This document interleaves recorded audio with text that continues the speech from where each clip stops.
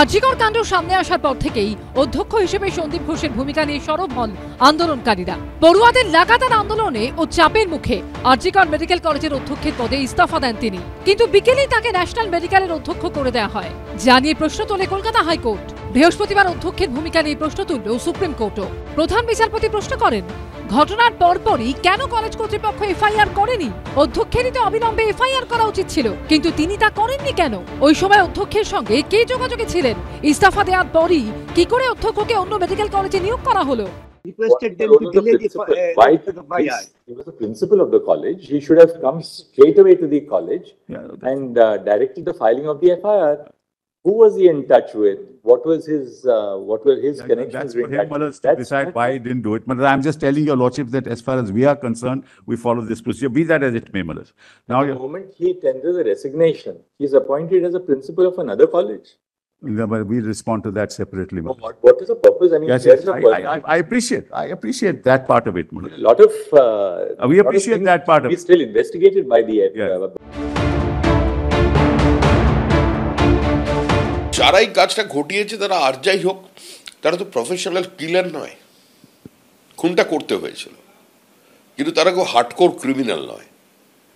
তার জন্য গুছিয়ে করে উঠতে পারেনি ঠিক মতো, একটু আগে পরে হয়ে গেছে। তাহলে আনন্যাচারাল ডেথ সেটা রেজিস্টার হয়ে যাচ্ছে কখন? ক্রিমেশনের পরে। কিন্তু আমার মনে হয় ভারতবর্ষের ইতিহাসে এরকম ঘটনা কেউ কোনোদিন শুনেছে বলে জানা হয়নি। যে ডাক্তারকে কার্যত গণশত্রু হিসেবে চিহ্নিত হয়েছেন, তাকেও সকাল থেকে রাত অবধি সিবিআইয়ের কাছে, বাকি সব কজন সিবিআইয়ের কাছে। তাহলে সিবিআই হয় তথ্য প্রমাণ সহ লোক ধরবে, অথবা তথ্য প্রমাণ নষ্টের জন্য লোক ধরবে। কোনোটাই না করে শোকসভা করছে কেন? আরজিকর মেডিকেল কলেজের বিতর্কিত প্রাক্তন অধ্যক্ষ সন্দীপ ঘোষের বিরুদ্ধে আর্থিক অনিয়মের তদন্তভার ইডিকে দেওয়ার আর্জি জানিয়ে আদালতের দ্বারস্থ হয়েছেন আরজিকর মেডিকেল কলেজের প্রাক্তন ডেপুটি সুপার আক্তার আলী। ঠিক 1 বছর 5 মাস আগে অভিযোগ করেছিলেন তিনি। আমি ওনার কারাপশনের বিরুদ্ধে অ্যান্টি কারাপশন ব্যুরোকে জানিয়েছিলাম, আমি ভিজিলেন্স কমিশনকে জানিয়েছিলাম, তারপর আমি স্বাস্থ্য ভবনকেও জানিয়েছিলাম। এছাড়া পরে যখন ওনার সঙ্গে আমার ওপেন বার হয়ে যায় এটা নিয়ে, কারাপশন নিয়ে, তখন আমি মুখ্যমন্ত্রীর অফিসে গিয়েও একটা গ্রিভ্যান্স জানিয়েছিলাম। কিন্তু সম্প্রতি এই অভিযোগ খতিয়ে দেখতে একটি সিট গঠন করে রাজ্য সরকার। এই মামলাটি হাইকোর্টে ওঠে। বিচারপতি রাজস্বী ভরদ্বাজ রাজ্য সরকারকে প্রশ্ন করেন, 2023 সালে অভিযোগ জানানোর পর কেন সিট গঠন হয়নি? তিনি অত্যন্ত তাৎপর্যপূর্ণভাবে এই প্রশ্ন করেন।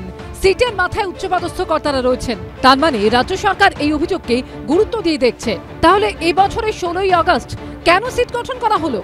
অভিযোগের পরেই কেন করা হলো না? শুক্রবার ফের এই মামলার শুনানি। বিজেন্দ্র সিংহ, সৌভিক মজুমদার ও রাজীব চৌধুরী রিপোর্ট, এবিপি আনন্দ।